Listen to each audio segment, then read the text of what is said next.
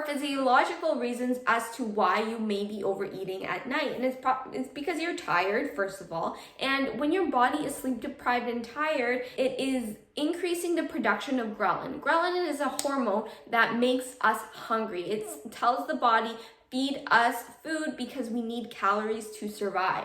And also sleep deprivation also decreases the hormone leptin. Leptin signifies that we are full, we are satisfied, and we can stop eating. So of course, if you are sleep deprived, you don't have any willpower at night, what I would suggest is to at least go to bed 30 minutes earlier. I know it's tough, but just get yourself to do it for at least 2 weeks. And I know that you're gonna feel better. As well, set regular wake up times and bedtimes for yourself, okay? The body craves routine, it craves sleep for sure, but you have to get it into a routine for it to want to go to sleep at regular time intervals. And you're gonna see that your overeating is gonna start to diminish because your hormones are gonna be stabilizing and they're not gonna be fluctuating as much. Second reason why you may be overeating is because you are bored. I would take this as an opportunity and find a hobby. If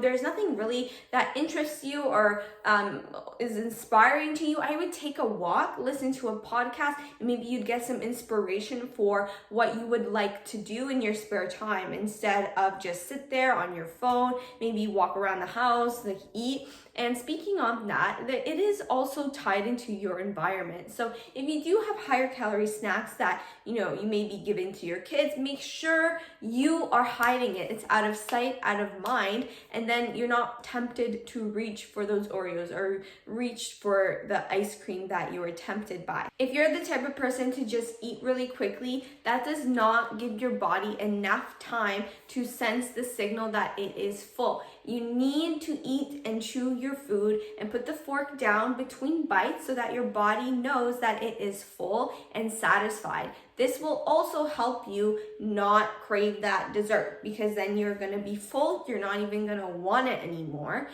So make sure that you are chewing your food properly and taking small bites. Make sure you are eating a good balance of nutrients early on in the day as well, so that you are not tempted to overeat at night.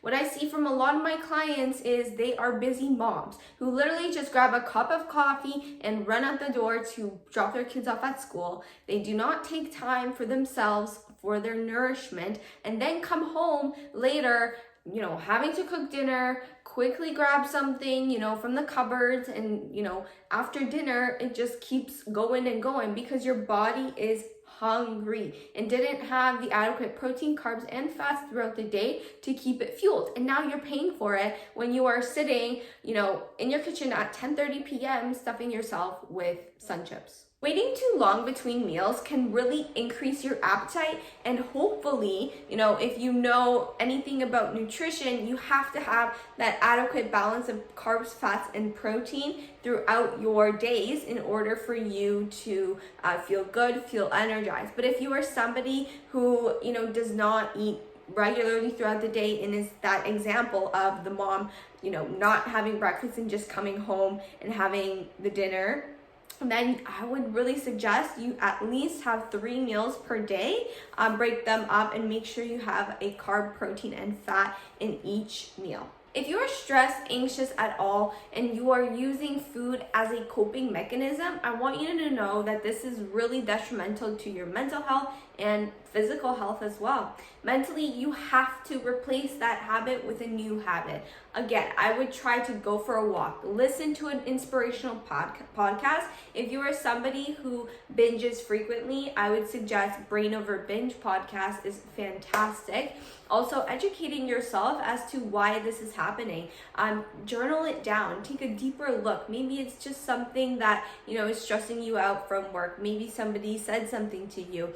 Confront it if you can, but again, the first step is recognizing that there is an issue there and you are using stress and you are using the food to help with your stress. But you have to know that it's not going to help your stress at all if you don't resolve the main issue. So get to the bottom of the issue and try to replace the eating habit with something else. So you may have already pinpointed some of the reasons why you may be overeating, but for somebody who's watching this video and is already dieting and is struggling with overeating, it's probably because your diet is way too restrictive. You are sticking to your regular chicken, rice, broccoli meal plan, and you are not giving yourself enough flexibility in order to incorporate different kinds of foods into your diet. What happens when you are going to a birthday party or a family gathering and you don't have chicken, rice, or broccoli? You're gonna freeze and you're gonna, do what you know best, okay, which is just to overeat, okay, and start again on Monday, right? Because you don't know the good habits and you don't know how to incorporate the funner foods into your life, right? So I would definitely suggest watching a lot of my previous YouTube videos on flexible dieting and, message me on Instagram if you have any further questions. That's it for me, guys. Make sure to give this video a big thumbs up, subscribe to my channel, follow me on Instagram, and I'll see you next time. Bye!